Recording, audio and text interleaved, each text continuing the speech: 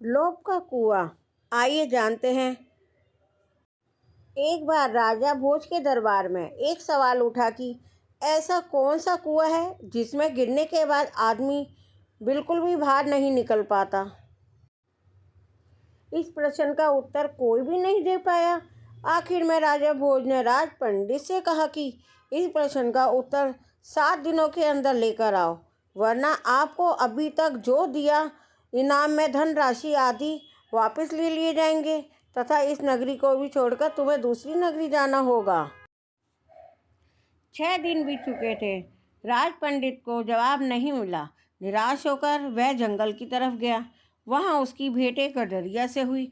गडरिया ने पूछा, आप तो राज पंडित हैं, राजा के दुलारे हो, फिर भी चेहरे पर इतनी उदासी क्यों? यह गडरिया मेरा क्या मार्गदर्शन करेगा? यह सोचकर पंडित ने कुछ नहीं कहा। इस पर गडरिया ने पुनः उदासी का कारण पूछते हुए कहा, पंडित जी, हम भी सत्संगी हैं, हो सकता है आपके प्रश्न का जवाब मेरे पास हो, अतः निसंकोच कहिए। राज पंडित ने प्रश्न बता दिया और कहा कि अगर कल तक प्रश्न का जवाब नहीं मिला तो राजा नगर से निकाल देगा। गडरिया बोला, मेरे पास पारस है, उससे खूब सोना बनाओ, एक भोज क्या लाखों भोज तेरे पीछे घूमेंगे। बस पारस देने से पहले मेरी एक शर्त माननी होगी कि तुझे मेरा चेला बनना पड़ेगा। राज पंडित के अंदर पहले तो अहंकार जागा कि 2 कौड़ी के गडरिये का चेला बनूं, लेकिन स्वार्थ पूर्ति हेतु चेला बनने के लिए तैयार हो गया। गडरिया बोला, पहले भेड़ का दूध पियो, फिर चेला बनाऊंगा। पंडित ने कहा, यदि ब्राह्मण भेड़ का दूध पिएगा तो उसकी बुद्धि मारी जाएगी, मैं दूध नहीं पीऊँगा। तो जाओ, मैं पारस नहीं दूंगा। गडरिया बोला।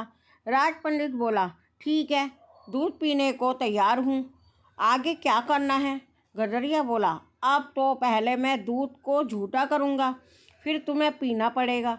राज पंडित ने कहा, तू तो हद करता है, ब्राह्मण को झूठा दूध पिलाएगा? तो जाओ। गडरिया बोला।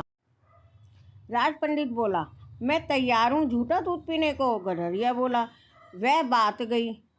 अब तो सामने जो मरे हुए इंसान की खोपड़ी का कंकाल पड़ा हुआ है, उसमें मैं दूध दूंगा, उसको झूठा करूँगा, तब मिलेगा पारस, नहीं तो अपना रास्ता लीजिए। राज पंडित ने खूब विचार कर कहा, हे तो बड़ा कठिन है, लेकिन मैं तैयार हूँ।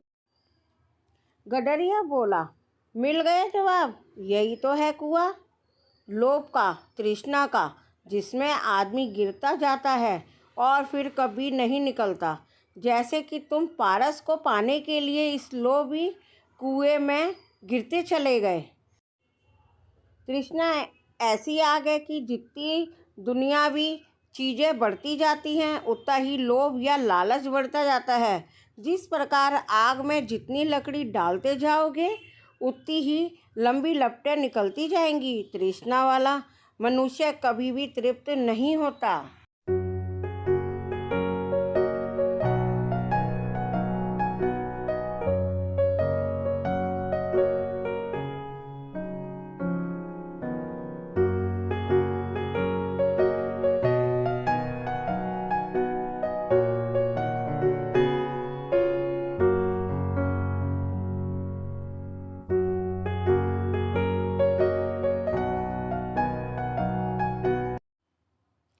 अर्थात इस कहानी का सार है, लोभ का मारा धन की आशा के पीछे लगकर यह 10 दिशाओं में भागता फिरता है।